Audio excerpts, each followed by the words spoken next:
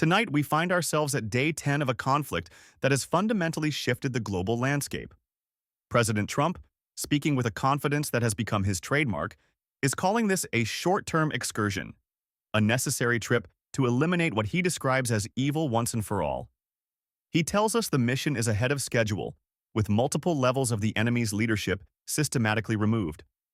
But as we watch the extreme volatility of the oil markets, with prices spiking to nearly $120 a barrel before a sharp, uncertain retreat, the reality on the ground feels far more complex than a simple excursion. We are seeing a world in fragments where the promise of a quick victory is weighed against the very real pressure on your monthly bills and the safety of our allies. Are our men and women in uniform truly out of harm's way? Can we actually expect this to be over by the end of the week? Or are we being prepared for a much longer road ahead? Tonight, we look at the hard facts surrounding the security of Israel, the true cost of the Iran-Israel war, and what the unfolding Israel-Iran crisis means for the future of our nation. According to the White House, the American military is moving with a precision and speed that is almost unprecedented. President Trump has been firm in his assessment that we are not just ahead of schedule, but that the mission is very complete, pretty much. We've seen reports of the Iranian Navy and Air Force being systematically dismantled, leaving the regime with almost no ability to fight back against the combined might of our coalition. In fact, the president describes it as a necessary removal of evil, a short-term excursion that he hopes will end this long-running danger once and for all. Two levels of the regime's leadership are already gone, replaced by names that many in the West have never even heard of. However, on the other side of the water, a different narrative is being written in the streets of Tehran. A new face has emerged to lead the resistance. Mojtaba Khamenei, the son of the recently assassinated supreme leader. He is a man who has lived in his father's shadow for decades, but now he stands at the center of the storm. For him, this isn't just a political struggle, it's deeply personal. His family was lost in the same strike that claimed his father, and the massive crowds cheering him in the squares of Isfahan suggest that the sense of defiance is only hardening. This is the complex reality of the Iran-Israel war. While we achieve massive victories in the air and on the sea, the resolve of the regime seems to be doubling down under its new commander-in-chief. It forces us to ask, even if we destroy the machines of war, can we truly end the spirit of resistance that fuels the Israel-Iran crisis? As we fight to ensure the long-term security of Israel, the emergence of a leader like Mojtaba, who stands for continuity and animosity, suggests that the endgame may be more complicated than a few weeks of strikes. We are witnessing a battle for survival on both sides, and as the bombs continue to fall, the road to ultimate victory remains a moving target. While the missiles are flying across the Gulf, a different kind of war is being waged in our markets, a war of nerves. We have seen oil prices behave like a roller coaster, surging to a 6-year high of nearly $120 a barrel, only to fall back sharply after the president suggested the mission was nearly complete. This volatility is causing chaos in the world's main artery for energy. If you look at the maritime maps today, the red triangles representing massive oil and gas tankers are not moving through the Strait of Hormuz. They are at anchor, locked in by a de facto shutdown of the most critical passage for global trade. For many of us, this isn't just about high-level economics or emergency crisis talks between finance ministers. It is about the very real, very painful increase at the pump and in our monthly bills. In rural areas and small towns, families are watching their heating oil costs double in a matter of just a few days. We hear heart-wrenching stories of hard-working people who can no longer afford hot water or basic heating, and even those who can pay are finding that suppliers simply cannot deliver to their area due to the extreme demand. This wave of inflation is not just hitting fuel, it is washing up everywhere, in the price of wheat for our bread and the fertilizer for our farms. The economic impact of the Iran-Israel war is being felt by everyone, but it hits hardest for those of us on a fixed income. As financial leaders warn of rising inflation, the fear is that this conflict will make an already difficult cost of living crisis even worse. Some are even calling it a greed bandwagon, where prices jump from $300 to over $500 overnight with no regulation to protect the consumer. Every day, the Israel-Iran crisis continues. The pressure on our household budgets grows more severe. While we are told the military objectives are being met, the the financial cost of ensuring the safety of Israel is being paid by ordinary families at the checkout line.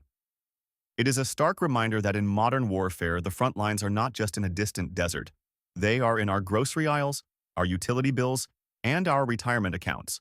We are left to wonder how much more the average citizen can bear before this short-term excursion becomes an unaffordable burden. But the cost of this short-term excursion is not just measured in dollars and cents. It is being written in the tragic loss of innocent lives. One of the deadliest moments of this conflict occurred at the Shaj primary school in the southern city of Minab. According to local authorities, 168 people were killed in a strike on the very first day of the war. While President Trump has suggested that an inaccurate Iranian missile was responsible, new evidence from independent investigators tells a far more troubling story. Verified video footage and satellite evidence now suggest that the area came under a wave of targeted strikes. Weapons experts who have analyzed the footage have identified the missile that struck a nearby military base as a Tomahawk, a high-precision weapon that neither Iran nor Israel has in their own arsenals. The plumes of smoke rising over the school indicate it was hit just moments before the base.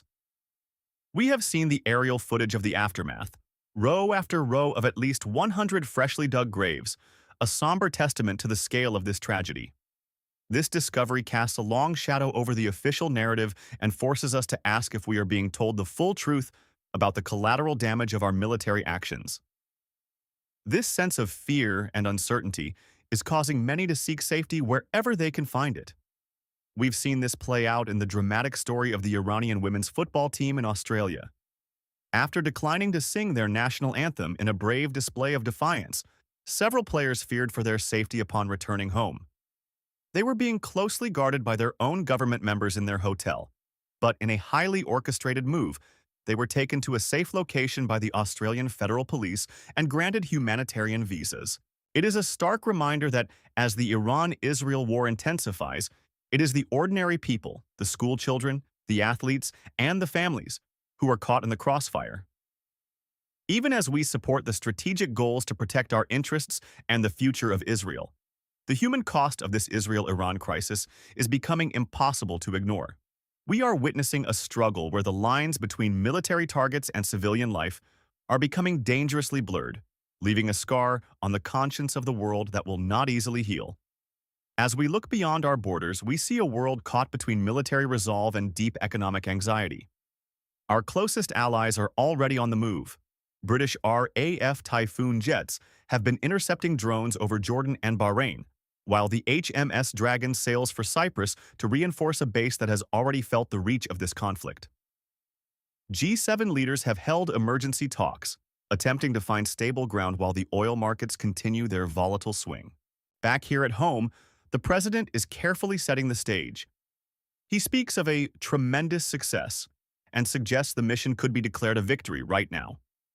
Yet, he also signals a determination to go further until the enemy is utterly defeated. For many of us, this feels like a high-stakes balancing act. We all want to ensure the long-term security of Israel, but we have to ask, at what point does this short-term excursion become a permanent weight on our national soul and our economy? We are witnessing the emergence of a wartime financial order. While the headlines in Washington focus on decisive defeat, the conversations at our kitchen tables are about rising mortgage rates and the cost of the food on our plates. As the Iran-Israel war unfolds, the world remains in a state of suspense, wondering if this is truly the endgame or the start of a much wider fragmentation. Every move made in the Israel-Iran crisis ripples across the globe, touching everything from the value of our dollar to the peaceful future we hope to leave for our grandchildren. We are told the military objectives are being achieved, but the search for a path back to true global stability is far from over. As we reflect on these last 10 days, we are left to wonder if a short-term excursion can ever truly be simple. While military objectives are being met and leadership is being removed, the ripples of this conflict are reaching into the very heart of our homes. We see the volatility of the oil markets, a roller coaster that has sent prices from nearly $120 down to $85 in a single day, leaving our economy and our global stability in a state of suspense. The road to ultimate victory is often paved with unintended consequences. From the tragic loss of 168 lives at a primary school in Minab to the emergence of a defiant new leader in Tehran, the Iran-Israel war is proving to be a complex struggle for survival on both sides. While our leaders speak of a tremendous success, the evidence of high-precision tomahawk strikes suggests that the full story of this conflict is still being written. The security of Israel is a cornerstone of our national interests, but we must remain vigilant about the transparency and the long-term cost of this Israel-Iran crisis. As we watch the new supreme leader, Mojtaba Khamenei, signal a path of resistance and animosity, we are reminded that wars do not always end just because one party is ready for them to be over. We must continue to seek the truth, protect our families from rising inflation, and pray for a future where our grandchildren can live in peace. Subscribe if you believe the truth matters more than headlines. Your vigilance is what keeps the American dream alive. Stay safe, stay informed, and good night.